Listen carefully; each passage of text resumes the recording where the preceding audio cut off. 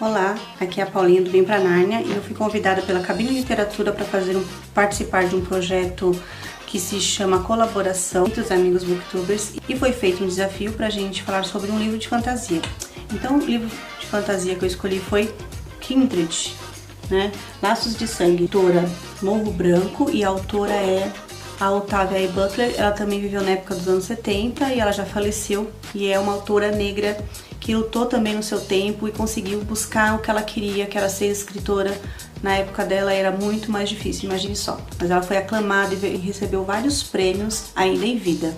Eu li esse livro no finalzinho de dezembro para o começo de janeiro e eu gostei muito. Fala sobre uma história de uma mulher negra que já vive nos anos 70 de uma maneira, né, difícil, enfrentando os preconceitos por ela ser mulher, por ela ser negra.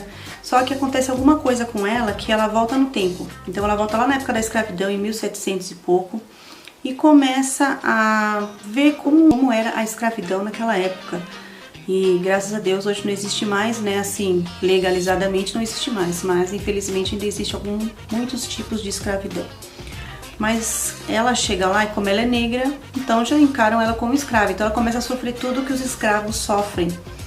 Então, assim, é bem pesado algumas cenas, porque você vê como os negros sofriam, como os escravos sofriam, como os senhores tratavam os escravos, ela convive com eles.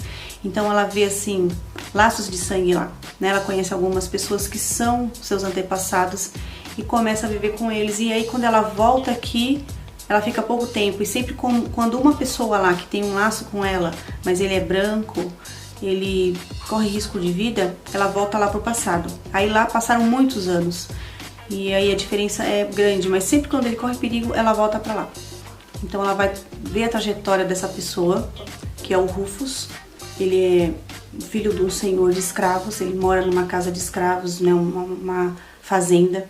Então ela sofre bastante convivendo com ele e com os escravos. Então ela vê como é vender os escravos, como é os castigos dos escravos, quando os escravos fugiam, o que acontecia com eles, o que acontecia quando uma escrava dava luz, o que acontecia quando o senhor não queria que esse escravo ficasse lá, quando acontecia várias coisas assim, que faziam parte realmente dessa vida, dessa trajetória dos nossos antepassados, né, de alguns séculos atrás, que não são muitos, e infelizmente o Brasil participou dessa vida de escravidão, de escravatura.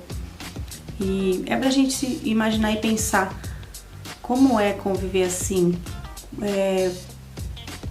como o ser humano consegue fazer tanta coisa com o outro, como se fosse um objeto, como se fosse um animal, como se fosse qualquer coisa, né? A gente espera que isso não ocorra mais no nosso planeta, mesmo que ainda ocorra de alguma maneira ou outra, mas não uma maneira assim legalizada, aceita e vivida, né, pelas pessoas dessa época, que a gente consiga ser mais humano, né, que falta muito que isso aconteça aqui ainda no nosso planeta.